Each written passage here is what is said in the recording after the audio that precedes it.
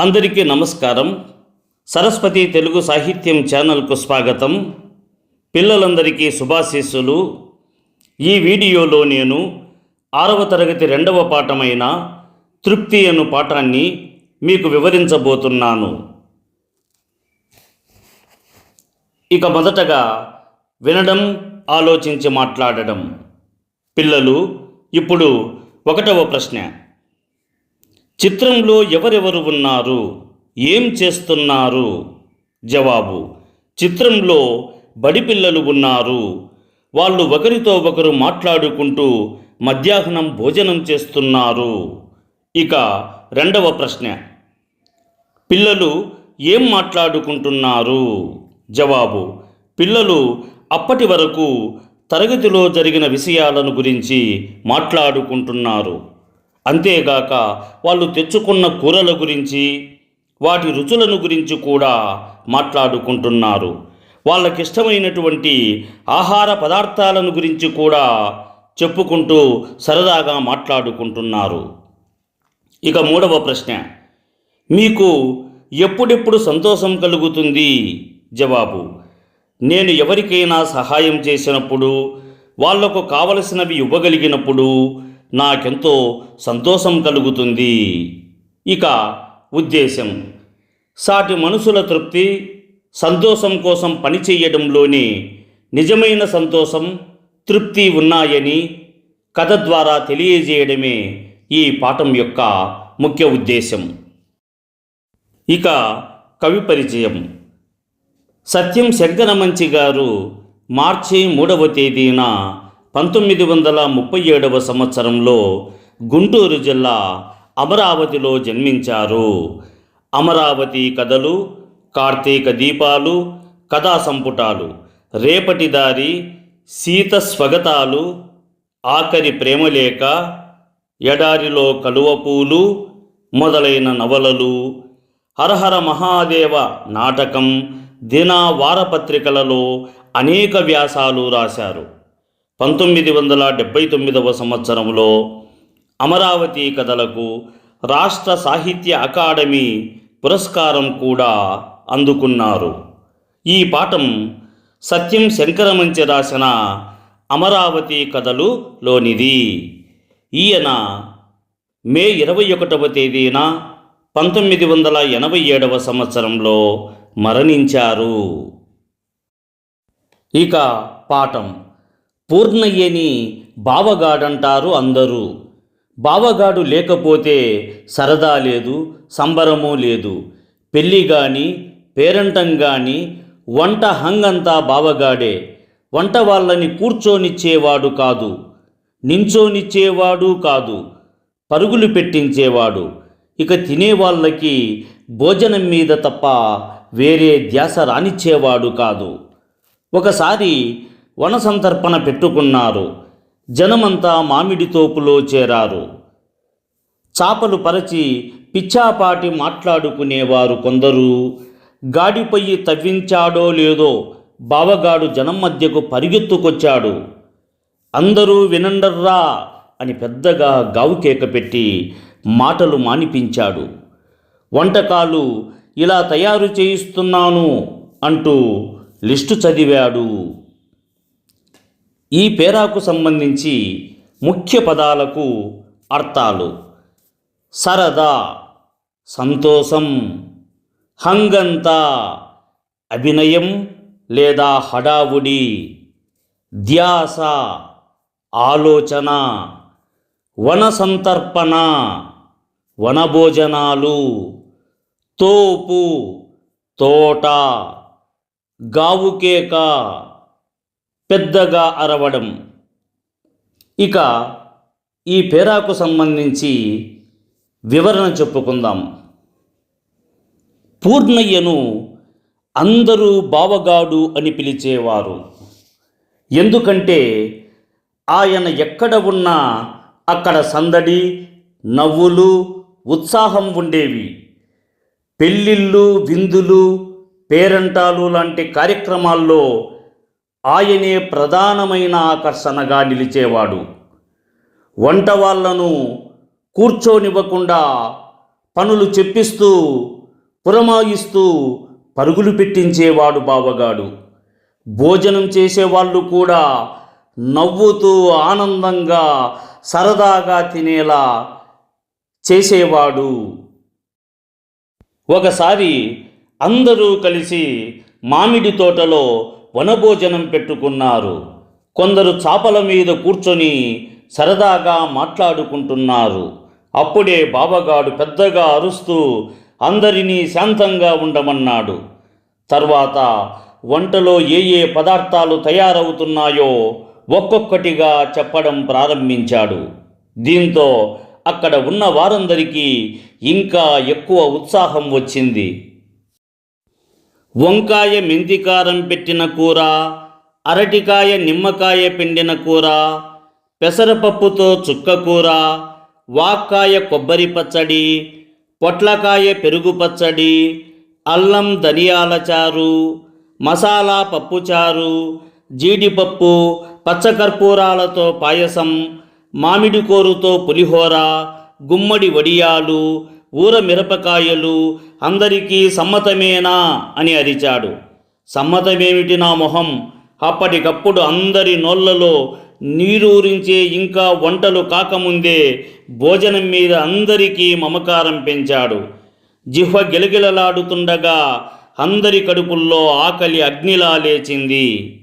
ఇక ఈ పేరాకు సంబంధించి ముఖ్య పదాలకు అర్థాలు: సమ్మతం అంటే ఒప్పుకోవడం, మమకారం అంటే ప్రేమ లేదా అనురాగము, జిహ్వ అంటే నాలుక, అగ్ని అంటే మంట లేదా నిప్పు. ఇక ఈ పేరాకు సంబంధించి వివరణ చెప్పుకుందాం. ఈ పేరాలో రచయిత ఒక పెళ్లి విందు వాతావరణాన్ని చాలా రుచికరంగా హాస్యంగా వర్ణించాడు. బావగాడు అందరికీ వడ్డించబోయే వంటకాల పేర్లు ఒక్కొక్కటిగా గట్టిగా చెబుతాడు.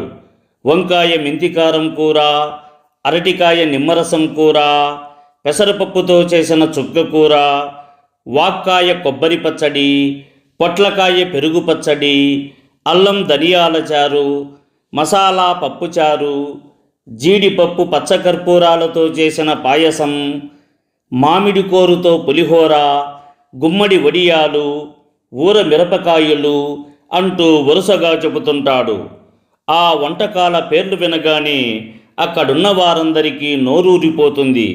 ఇంకా వంటలు పూర్తిగా సిద్ధం కాకముందే వాటి రుచిని ఊహించుకొని అందరికీ భోజనం మీద మరింత ఆసక్తి పెరుగుతుంది. సమ్మతమేనా అని బావగాడు అడిగినప్పుడు నిజానికి ఎవరు కాదు అని చెప్పలేరు. ఎందుకంటే ఆ వంటకాల జాబితాతోనే ఎంతో రుచిగా అనిపిస్తుంది.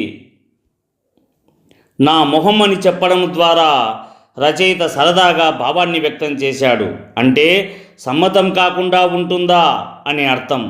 వంటకాల పేర్లు విన్న వెంటనే అందరి నాలుకలు రుచి కోసం ఆతృతగా మారాయి. కడుపులో ఆకలి మరింత పెరిగింది. అంతటితో ఆగాడు కాదు బావగాడు. మరో అరగంటలో వంకాయలు కడిగించి బుట్టలో వేయించి అందరి దగ్గరకు ప్రదర్శనకు పట్టుకొచ్చాడు. చూశారా, లేత వంకాయలు నవనవలాడుతున్నాయి. మెంతికారం పెట్టి కూర వండిస్తున్నాను, దగ్గరుండి కోయించుకు వచ్చాను అని అందరికీ చూపించి వెళ్ళిపోయాడు. ఆ తరువాత జనానికి వేరే ఆలోచనలు పోయేవి కావు. వంకాయ గురించే చర్చలు. వంకాయ ఎన్ని రకాలుగా కూరలు చేయొచ్చు, కాయపలంగా వండితే రుచా, తరిగి వండితే రుచా, అసలు రుచి వంకాయలో ఉందా, వంకాయ తొడిమలో ఉందా, ఇలా చర్చలు సాగాయి. మరో అరగంటకి నిగనిగలాడే వాక్కాయల బుట్టతో లేత చుక్కకూర మోపుతో వచ్చి అందర్నీ పలకరించాడు. వాక్కాయ దివ్యమైన పులుపు చూడండి అని తలా ఓ కాయ పంచాడు.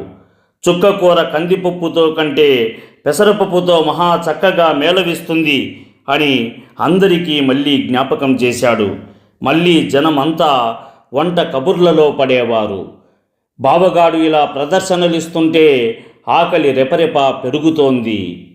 ఇక ఈ పేరాకు సంబంధించి ముఖ్యమైన పదాలకు అర్థాలు: మేళవించు అంటే జతకూడు, కబుర్లు అంటే ముచ్చట్లు, దివ్యమైన అంటే అద్భుతమైన, నిగనిగలాడు అంటే మెరుస్తూ ఉండటం.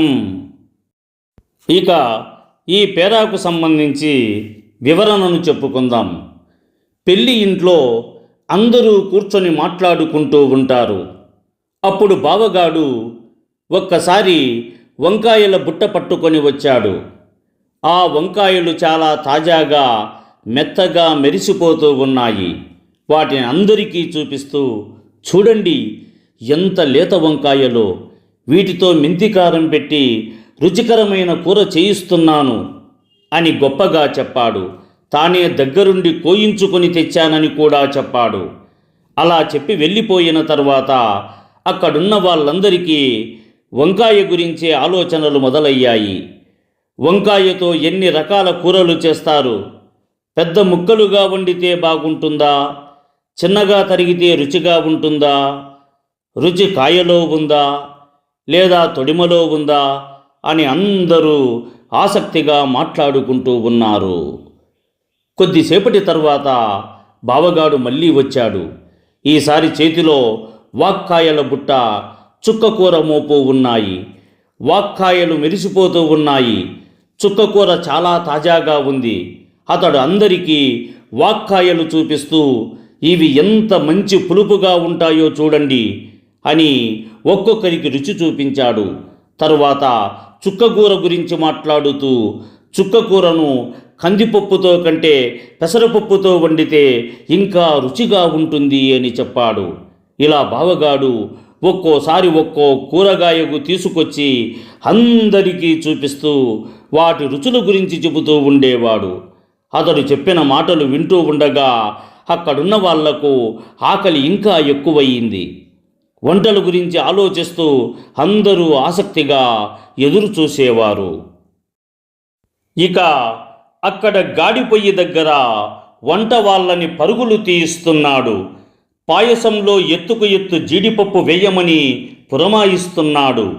ఓ పక్క పులిహోర తిరగమూత వేయగానే రయ్యన జనం దగ్గరకు పరిగెత్తుకు వచ్చి, ఆ వాసన చూశారా? పులిహోర తిరగమూత సన్న బియ్యంతో చేయిస్తున్నాను అని మళ్ళీ మాయమయ్యేవాడు. మళ్ళీ జనానికి ఆకలి ఉవ్వెత్తున లేచింది. ఆకలి నిలువెత్తయ్యింది. తాటి ప్రమాణమయ్యింది. శరీరమంతా ఆకలి అయి కూర్చుంది. జనమంతా ఎప్పుడు వడ్డిస్తారా అని ఆవురావురుమంటున్నారు. ఎట్టకేలకు గంట కొట్టాడు బావగాడు. లేత అరిటాకులు శుభ్రంగా కడుక్కోండి అని వరుసల మధ్యకొచ్చి హెచ్చరించాడు. సుబ్బయ్యన్నయ్యకు ఒక ఆకు వేస్తావేం, 2 ఆకులు కలిపి వేయించు అంటున్నాడు. వడ్డనలు మొదలయ్యాయి. నేతి జారీ పుచ్చుకొని పేరు పేరున అందర్నీ అడిగి వడ్డిస్తున్నాడు. వంకాయ వదిలేయకూడదు, నిమ్మకాయ పిండిన అరటికాయ కూరలో కరివేపాకు రుచి తమకు తెలియనిది కాదు అంటూ మళ్ళీ కూర వడ్డింపించి ఆకలి పెంచుతున్నాడు. జనం ఆబాగా తింటున్నారు. చుక్కకూర పప్పులో ఊర మిరపకాయలు మిలాయించండి, పప్పుచారులో గుమ్మడి వడియాలు కలిపి చూడండి, వాక్కాయ పచ్చడిలో పెరుగు పచ్చడి నంజుకోవచ్చు, తప్పు లేదు. ఇంకా విస్తట్లో మిగల్చావేం, పూర్తి చేసి పాయసానికి ఖాళీగా ఉంచుకో. ఇక ఈ పేరాకు సంబంధించి ముఖ్యమైన పదాలకు అర్థాలు: ఎత్తుకు ఎత్తు అంటే రెట్టింపు, పురమాయించు అంటే ఆజ్ఞాపించు, రయ్యిన అంటే వేగంగా, ప్రమాణం అంటే కొలత, ఎట్టకేలకు అంటే చివరకు, నేతిజారి అంటే నేతి గిన్నె, ఆబగా అంటే ఆత్రంగా, మిలాయించు అంటే కలపడం. ఇక వివరణ: బావగాడు వంట చేసే వాళ్ళ దగ్గర నిలబడి ప్రతి వంట బాగా రావాలని జాగ్రత్త పడుతున్నాడు. పాయసంలో ఎక్కువగా జీడిపప్పు వేయమని చెప్పి వంటను ఇంకా రుచిగా చేయిస్తున్నాడు. పులిహోర తాలింపు వాసన రాగానే అక్కడ ఉన్న వాళ్ళ దగ్గరకు పరిగెత్తి వెళ్ళి, ఈ వాసన చూడండి, మంచి సన్నబియ్యంతో పులిహోర చేయిస్తున్నాను అని గొప్పగా చెబుతున్నాడు. ఇలా అతని మాటలు విన్న ప్రజలకు ఇంకా ఎక్కువ ఆకలి వేస్తోంది. అందరూ ఎప్పుడు భోజనం పెడతారా అని ఆతృతగా ఎదురు చూస్తూ ఉన్నారు. చివరికి భోజనం సమయం వచ్చిందని గంట కొట్టాడు. అందరూ శుభ్రంగా అరిటాకులు కడుక్కోవాలని చెప్పాడు. అతిథులపై ఎంత ప్రేమ ఉందో చూపిస్తూ కొందరికి ఒక ఆకు సరిపోదని 2 ఆకులు వేయమని కూడా అంటున్నాడు. భోజనం వడ్డించే సమయంలో కూడా బావగాడు ఆగడం లేదు. ప్రతి కూర రుచిని చెప్పుతూ అందరినీ ఇంకా తినమని ప్రోత్సహిస్తున్నాడు. వంకాయ కూర వదిలేయద్దు, చుక్కకూర పప్పులో ఊర మిరపకాయ కలిపితే బాగుంటుంది, పప్పుచారులో వడియాలు వేసుకొని తినండి అంటూ వంటల ప్రత్యేకత చెబుతున్నాడు. ఇలా చెప్పడంతో ప్రజలు ఎంతో ఆనందంగా ఆసక్తిగా భోజనం చేస్తున్నారు. చివర్లో పాయసం తినడానికి ఆకులో చోటు ఖాళీగా ఉంచుకోండి అని చెప్పడం ద్వారా బావగాడి సరదా స్వభావం, అతిథుల పట్ల ప్రేమ, భోజనం మీద అతని మక్కువ చాలా చక్కగా తెలుస్తాయి.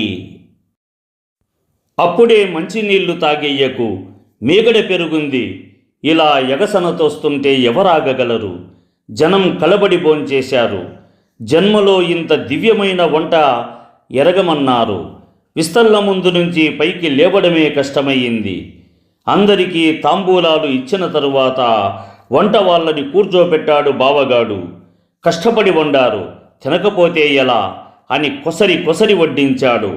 వాళ్ళ భోజనాలు కూడా అయిన తరువాత అందరికంటే ఆఖరున గాడి పొయ్యి పక్కన ఒక చిన్న ఆకు వేసుకొని తను కూర్చున్నాడు. అప్పటికి కూరలు మిగల్లేదు. ఓ గంటె పప్పు, కాస్తంత పచ్చడి, గుప్పెడు పులిహోర మిగిలితే అవే వడ్డింపించుకొని వంట రుచిని మళ్ళీ మెచ్చుకుంటూ అందరి భోజనం తనే చేస్తున్నాను అన్నంత హాయిగా భోంచేశాడు. తనకేం మిగల్లేదనే బాధ లేదు. నలుగురు హాయిగా, తృప్తిగా, రుచిగా తిన్నారనే సంతోషమే ఆ బావగాడి తాంబూలపు పెదాలపైని చిరునవ్వు. ఇక ఈ పేరాకు సంబంధించి ముఖ్యమైన పదాలకు అర్థాలు. ఎగసన తొయ్యడం అంటే పురిగొల్పు, భోంచేశారు అంటే తిన్నారు, ఎరగమన్నారు, తెలియదన్నారు లేదా ఎప్పుడూ చూడలేదన్నారు, కొసరి అంటే పదే తినమని వడ్డించడం. ఇక వివరణ.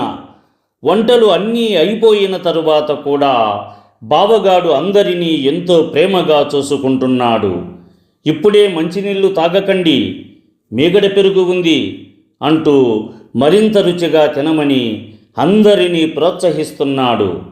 అతను అంత ప్రేమగా, ఆప్యాయంగా వడ్డించడంతో వచ్చిన అతిథులంతా ఎంతో ఆనందంగా భోజనం చేశారు.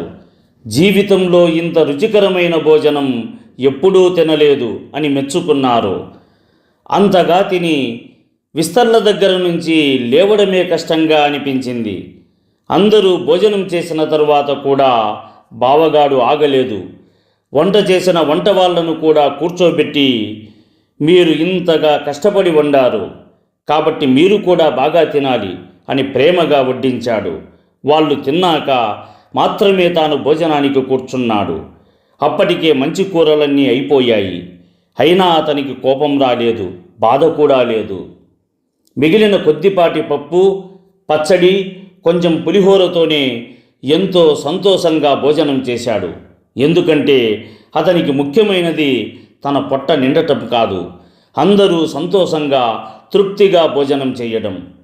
నలుగురు ఆనందంగా తిన్నారనే సంతోషమే అతని ముఖంలో చిరునవ్వుగా కనిపించింది. ఈ కథ ద్వారా మనకు ఒక మంచి సందేశం తెలుస్తుంది. నిజమైన ఆనందం మన కోసం మాత్రమే కాదు, ఇతరులను సంతోషపెట్టడంలో కూడా ఉంటుంది. సేవాభావం, ప్రేమ, అతిథి సత్కారం ఉన్న మనుషులు అందరికీ ఎంతో ఇష్టమవుతారు. ఇక అవగాహన, ప్రతిస్పందన. మొదటి ప్రశ్న, తృప్తి కథలో మీకు నచ్చిన అంశాల గురించి చెప్పండి. జవాబు: తృప్తి కథలో పూర్ణయ్య అనే బావగాడు అందరితో ఆప్యాయంగా మాట్లాడుతూ సందడి చేయడం నాకు ఎంతో నచ్చింది. రచయిత వివిధ రకాల వంటకాల రుచులను ఎంతో చక్కగా వర్ణించడం ఆకట్టుకుంది. వచ్చిన వారందరికీ ప్రేమగా వడ్డిస్తూ చివరకు తనకు తినడానికి ఏమీ మిగలకపోయినా బావగాడు ఆనందంగా తృప్తి చెందడం హృదయానికి హత్తుకుంది. ఇక రెండవ ప్రశ్న, పూర్ణయ్య పాత్ర ద్వారా నిజమైన తృప్తిని తెలియజేసిన రచయిత గురించి రాయండి. జవాబు: తృప్తి పాఠం రచయిత సత్యం శంకరమంచి. ఈయన గుంటూరు జిల్లాలోని అమరావతి ఆయన జన్మించిన ఊరు. అమరావతి కథలు, కార్తీక దీపాలు వంటి కథా సంపుటాలతో పాటు రేపటి దారి, సీత స్వగతాలు, ఆఖరి ప్రేమలేఖ, ఎడారిలో కలువపూలు మొదలైన నవలలను కూడా రచించాడు. అలాగే హరహర మహాదేవ అనే నాటకాన్ని రచించడమే కాకుండా దినపత్రికలు, వారపత్రికలలో అనేక వ్యాసాలు కూడా వ్రాశారు. ఆయన రచించిన అమరావతి కథలు గ్రంథానికి 1979 సంవత్సరంలో రాష్ట్ర సాహిత్య అకాడమీ అవార్డు లభించినది. ఇక మూడవ ప్రశ్న, వన సంతర్పణలో జనాలకు ఆకలి ఎందుకు పెరిగిపోయింది? జవాబు: వన సంతర్పణలో బావగాడు హడావుడిగా తిరుగుతూ తాజా తాజా కూరగాయలను తీసుకొచ్చి అందరికీ చూపించాడు. వంటకాల పేర్లను వినగానే నోరూరేలా చక్కగా వివరించాడు. వాటిని ఎలా వండుతున్నారో ఆసక్తిగా చెప్పాడు. అప్పుడప్పుడు వచ్చి కూరల రుచులను మళ్ళీ మళ్ళీ పొగిడాడు. భోజన సమయంలో కూడా ప్రతి వంటకం ప్రత్యేకతను చెబుతూ ప్రేమగా కొసరి కొసరి వడ్డించాడు. దాంతో అక్కడున్న వారందరికీ మరింత ఆకలి పెరిగి ఎంతో ఆస్వాదిస్తూ భోజనం చేశారు. ఇక నాలుగవ ప్రశ్న, కింది టికెట్టులోని విషయాలను చదివి కింది ప్రశ్నలకు జవాబులు రాయండి. ప్రశ్నలు: పై టికెట్ ఏ ఆటకు సంబంధించినది? టికెట్ వెల ఎంత? జవాబు: పై టికెట్టు క్రికెట్ ఆటకు సంబంధించినది. టికెట్ వెల 50 రూపాయలు. ఇక రెండవ ప్రశ్న, క్రికెట్ పోటీ ఎక్కడ జరుగుతుంది? జవాబు: విజయవాడలోని జింకానా మైదానంలో జరుగుతుంది. ఇక మూడవ ప్రశ్న, పై పోటీ ఎందుకు నిర్వహించారు? జవాబు: పై పోటీ దివ్యాంగుల సహాయార్థం నిర్వహిస్తున్నారు. ఇక తరువాత ప్రశ్న, పై టికెట్టు ఆధారంగా ఒక ప్రశ్నను తయారు చేయండి. జవాబు: క్రికెట్ పోటీ ఎవరు నిర్వహిస్తున్నారు? ఇక వ్యక్తీకరణ, సృజనాత్మకత ఆ భాగము. క్రింది ప్రశ్నలకు 4-5 వాక్యాలలో జవాబులు రాయండి. మొదటి ప్రశ్న, వన సంతర్పణలో వంటల కోసం పూర్ణయ్య ఎటువంటి ఏర్పాట్లు చేశాడు? జవాబు: వన సంతర్పణ కోసం పూర్ణయ్య మామిడి తోటలో పెద్ద గాడి పొయ్యి ఏర్పాటు చేయించాడు. కొత్త కొత్త కూరగాయలు, పచ్చని ఆకుకూరలు తెప్పించి వంటలకు కావలసిన సామాగ్రిని సమకూర్చాడు. అతిథులు సౌకర్యంగా కూర్చోవడానికి చాపలు పరిపించాడు. వండబోయే రుచికరమైన వంటకాల పేర్లను అందరికీ ఉత్సాహంగా వినిపించాడు. అప్పుడప్పుడు వంట వాళ్లను వేగంగా పనిచేయమని తొందర పెట్టాడు. వచ్చిన వారందరినీ ఆప్యాయంగా పలకరిస్తూ అక్కడంతా సందడిగా మార్చేశాడు. ఇక రెండవ ప్రశ్న, వంకాయ గురించి జనాలు ఏమని చర్చించారు? జవాబు: వన సంతర్పణలో ఉన్న వాళ్ళంతా వంకాయ గురించే మాటలు మొదలుపెట్టారు. వంకాయతో ఎన్నెన్ని విధాల వంటలు చేయవచ్చో చెప్పుకుంటూ ఆసక్తిగా చర్చించారు. కాయలను మొత్తం వేసి వండితే రుచిగా ఉంటుందా, లేక ముక్కలుగా తరిగి వండితే బాగుంటుందా అని వాదించుకున్నారు. కొందరు అసలు రుచి వంకాయ గుజ్జులోనే ఉందన్నారు. మరికొందరు దాని తొడిమలోనే ప్రత్యేకమైన రుచి దాగి ఉంటుందని తమ అభిప్రాయాలను చెప్పారు. ఇక మూడవ ప్రశ్న, వన సంతర్పణలో పూర్ణయ్య తృప్తికి కారణం ఏమిటి? జవాబు: వన సంతర్పణలో తనకు కూరలు మిగల్లేదనే బాధ పూర్ణయ్యకు ఏమాత్రం కలగలేదు. వంటకాలన్నీ ఎంతో రుచిగా ఉండటంతో వచ్చిన వారంతా కడుపారా తిని ఆనందించారు. పూర్ణయ్య కూడా ప్రేమగా మళ్ళీ మళ్ళీ వడ్డిస్తూ అందరినీ తృప్తిగా భోజనం చేయించాడు. భోజనం అయిపోయిన తరువాత కూడా చాలాసేపు ఆ వంటల రుచుల గురించే జనాలు మాట్లాడుకుంటూ ఉన్నారు. చివరికి అందరూ సంతోషంగా తమ తమ ఇళ్లకు వెళ్ళిపోయారు. వాళ్ళ ఆనందం చూసిన పూర్ణయ్య మనసారా ఎంతగానో సంతోషించాడు. ఇక ఆ భాగము క్రింది ప్రశ్నలకు 8 నుండి 10 వాక్యాలలో జవాబులు రాయండి. మొదటి ప్రశ్న, తృప్తి కథలో పూర్ణయ్య పాత్ర ద్వారా మీరు తెలుసుకున్న విషయాలు ఏమిటి? జవాబు: అందరితో కలిసిమెలిసి ఉండాలి, ఎవరి మనసు నొప్పించకుండా చిరునవ్వుతో సరదాగా మాట్లాడాలి, ఇంటికి వచ్చిన అతిథులను ఒంటరిగా వదిలేయకుండా అప్పుడప్పుడు పలకరిస్తూ వారికి ఆనందంగా కాలక్షేపం జరిగేలా చూడాలి, విందు సందర్భాల్లో వడ్డించేటప్పుడు ప్రతి ఒక్కరిని పేరు పేరున ఆప్యాయంగా పలకరిస్తూ కొసరి వడ్డించాలి, సరదా మాటలతో ప్రేమగా భోజనం పెట్టి తృప్తిగా తినేటట్టు ఆదరించాలి, తన దగ్గర ఎంత ఉన్నా లేకపోయినా వచ్చిన వారిని సంతోషపెట్టాలనే మనసు ఉండాలి. అలా చేయడంలోనే నిజమైన ఆనందం, అంతులేని తృప్తి దాగి ఉంటుందని పూర్ణయ్య పాత్ర ద్వారా తెలుస్తున్నది. ఈ కథలో అందరూ భోజనం ముగించాక చివరగా పూర్ణయ్య తాను భోజనం చేశాడు. పచ్చడి, పులిహోర మిగిలి ఉంటే అవే ఎంతో ఇష్టంగా తిన్నాడు. అందరూ తృప్తిగా భోజనం చేశారనే సంతోషంతో అతనికి ఆ భోజనం ఎంతో హాయిగా అనిపించింది. దీనివల్ల తృప్తి అనేది కేవలం తన సంతోషంలో మాత్రమే ఉండదని, ఇతరుల ఆనందం కోసం మనసు పెట్టి సేవ చేయడంలోనే నిజమైన తృప్తి ఉందని అర్థమవుతోంది. ఇక రెండవ ప్రశ్న, ఇతరుల మేలు కోసం మీరెప్పుడైనా ఏదైనా చేసి తృప్తి చెందిన సందర్భం చెప్పండి. జవాబు: ఒకరోజు నాన్న సైకిల్పై నన్ను బడికి తీసుకెళుతున్నారు. మా పాఠశాల దగ్గరికి చేరుకునే సమయంలో రోడ్డు కట్టపక్కన ఒక ముసలమ్మ స్పృహ లేకుండా పడి ఉండడం కనిపించింది. వెంటనే నాన్నను సైకిల్ ఆపమని చెప్పి ఆమె దగ్గరకు వెళ్ళి చూశాను. ఆమె చాలా బలహీనంగా మూలుగుతోంది. వెంటనే నా వాటర్ బాటిల్లో ఉన్న నీటిని ఆమె ముఖంపై చల్లి కొద్దిగా నీళ్లు తాగించాను. కొద్దిసేపటికి అవ్వ కళ్ళు తెరిచి కూర్చుంది.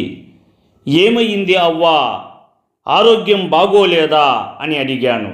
అప్పుడు ఆమె 3 రోజులుగా అన్నం నీళ్లు ఏమీ దొరకలేదు అమ్మా అంటూ బాధగా చెప్పింది.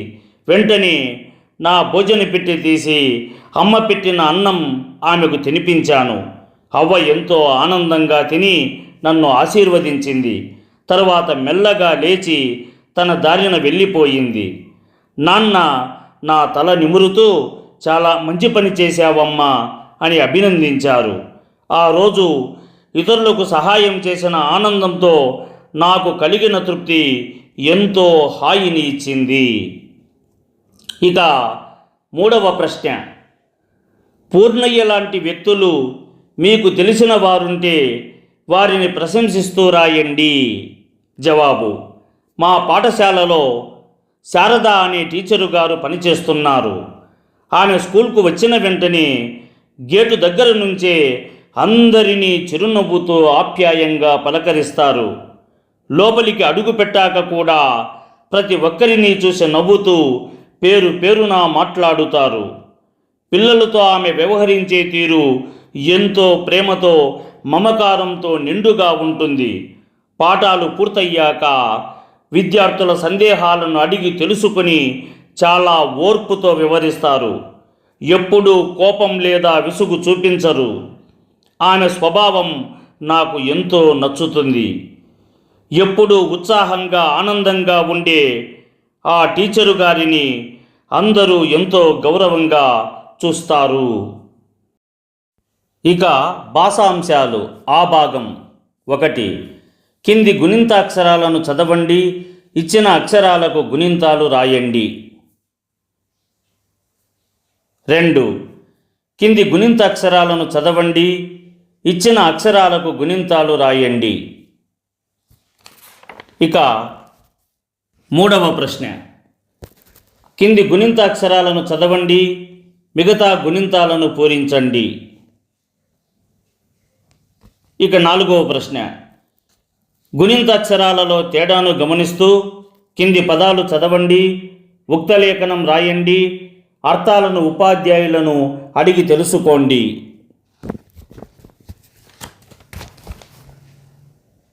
1. కలం అంటే పెన్ను లేదా కలం.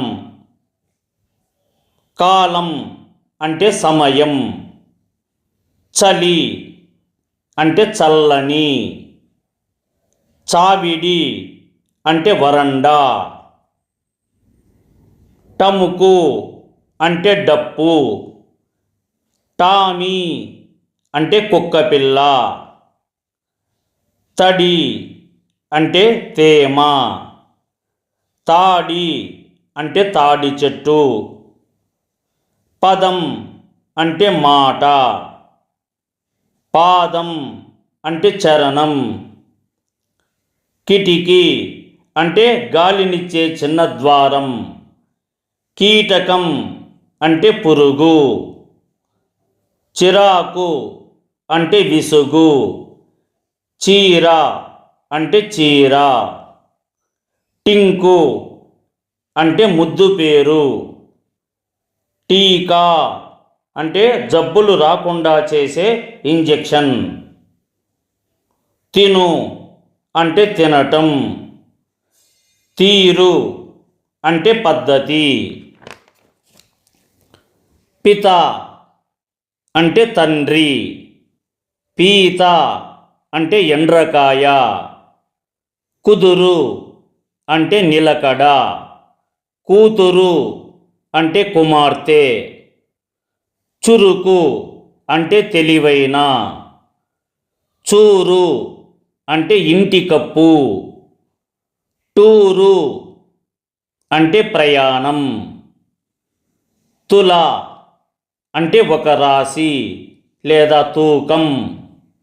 తూలం అంటే దూది. పురి అంటే పట్టణం. పూరి అంటే పిండి వంట. ఇక 5వ ప్రశ్న, కింది పదాలలో గుణింతాక్షరాలలో తేడాను గమనిస్తూ చదవండి. అర్థాలను ఉపాధ్యాయులను అడిగి తెలుసుకోండి. ఉక్తలేఖనం రాయండి.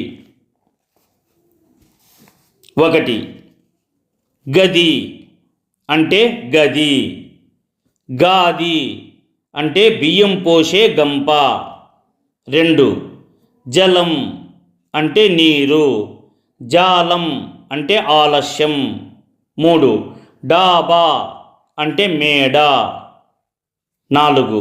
దడి అంటే ఇంటి చుట్టూ కట్టే తడికే. దాడి అంటే ఆక్రమణ. 5 బడి అంటే పాఠశాల. బాడి అంటే బురద. 6 గిరి అంటే కొండ. గీత అంటే రేఖ. 7 జిలుగు అంటే మెరుపు. జీలుగు కర్ర పెండలం. 8 డింకి అంటే పడిపోవడం. డీలా అంటే నీరసం. 9 దిన అంటే రోజు. దీన అంటే బాధలో ఉన్న.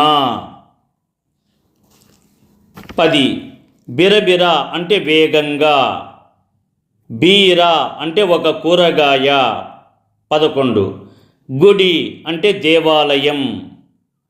గూడు అంటే పక్షుల నివాసం. 12 జులుం అంటే అధికారం. జూలు అంటే సింహం.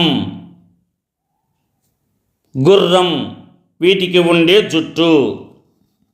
13 బుడుగు అంటే చిన్న పిల్లవాడు. గూడూరు అంటే ఒక ఊరు. 14 దుడుకు అంటే అల్లరి. దూకుడు అంటే తొందరపాటు. 15 బురద తడిమట్టి. బూర గాలి ఊదినది. 16 గృహం అంటే ఇల్లు. 17 విజృంభణ అంటే రెచ్చిపోవడం. 18 కృపాణం అంటే కత్తి. 19 దృఢము అంటే గట్టి. 20 బృందం అంటే గుంపు. నెక్స్ట్ 6వ ప్రశ్న. కింది పదాలలో గుణింతాక్షరాలలో తేడాను గమనిస్తూ చదవండి. అర్థాలను ఉపాధ్యాయులను అడిగి తెలుసుకోండి.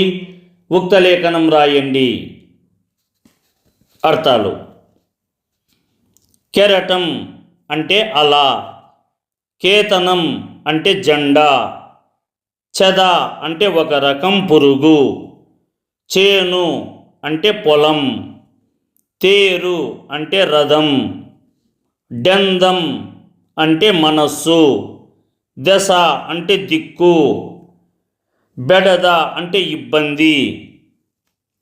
చైను అంటే గొలుసు. తైలం అంటే నూనె. దొర అంటే యజమాని. చోటు అంటే ప్రదేశం. టౌను అంటే పట్టణం. దౌడు అంటే పరుగు. బౌలరు అంటే బంతి విసిరేవాడు.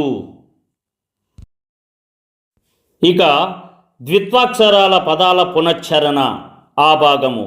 1 ఒక హల్లుకు దాని ఒత్తు చేరితే దాన్ని ద్విత్వాక్షరం అంటారు. కింది ద్విత్వాక్షరాలను పదాలను చదవండి. కొత్త పదాలు రాయండి. తిక్క ముక్కు. పిచ్చుక నిచ్చెన. పెట్టె చెట్టు. ఒత్తు సుత్తి. ముప్పే తిప్పలు. ఇక 2వ ప్రశ్న. ఉపాధ్యాయుడు ఇచ్చిన అక్షరాలకు ఒత్తులు చేర్చి గుణింతాలు రాయండి. చెప్పిన పదాలను ఉక్త లేఖనం రాయండి.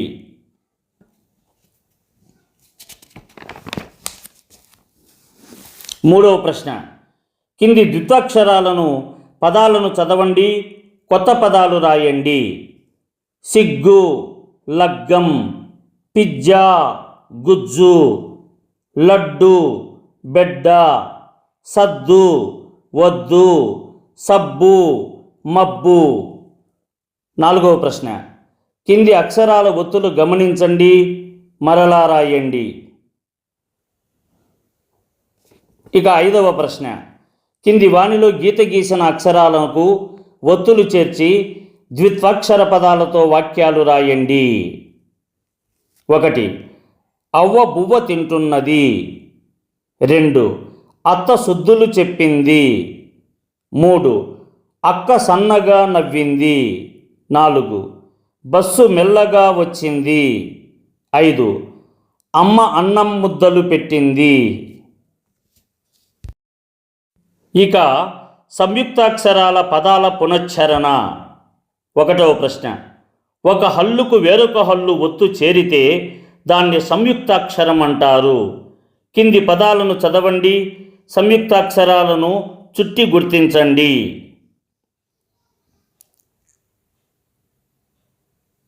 ఇక 2వ ప్రశ్న. కింద ఇవ్వబడిన అక్షరాలను కలిపి సంయుక్తాక్షరంగా మార్చి పదాలను రాయండి. ఉదాహరణ: 1 వజ్రము, 2 ఉల్కలు, 3 ఖర్చు, 4 కుర్చీ, 5 బాల్యము, 6 చెట్లు. 3వ ప్రశ్న. కింది పదాలను చదవండి. ఒక హల్లుకు 2 ఒత్తులున్న పదాలను చుట్టి గుర్తించండి. మొదట పలికే హల్లుకు మిగిలిన ఒత్తులు చేర్చి పలికే రాసే క్రమాన్ని గమనించండి. ఉదాహరణ చూసి ఇచ్చిన పదాలలోని అక్షరాలను విడివిడిగా రాయండి. 4వ ప్రశ్న. పాఠంలోని కింది పదాలను చదవండి. కింది పట్టికను పూరించండి. వంటకాలు: అన్నం, కూర, పులిహోర, చారు, వడియాలు, పాయసం, పచ్చడి. కూరగాయలు: వంకాయ, పొట్లకాయ, అరటికాయ, వాక్కాయ, మామిడికాయ, నిమ్మకాయ, మిరపకాయ. కిరాణా సరుకులు: పెసరపప్పు, మసాలా, ధనియాలు, జీడిపప్పు, పచ్చకర్పూరం, పసుపు, మెంతికారం. వస్తువులు: పాక, గరిటె, బుట్ట, గంట, విస్తరి, పొయ్యి, అగ్గిపెట్టె. ఈ వీడియోని లైక్ చేయండి, షేర్ చేయండి. ఈ వీడియోపై మీకున్న అభిప్రాయాన్ని కామెంట్ సెక్షన్లో కామెంట్ చేయండి. ఈ వీడియో చూసిన సాహితీ ప్రియులందరికీ నా హృదయపూర్వక ధన్యవాదములు.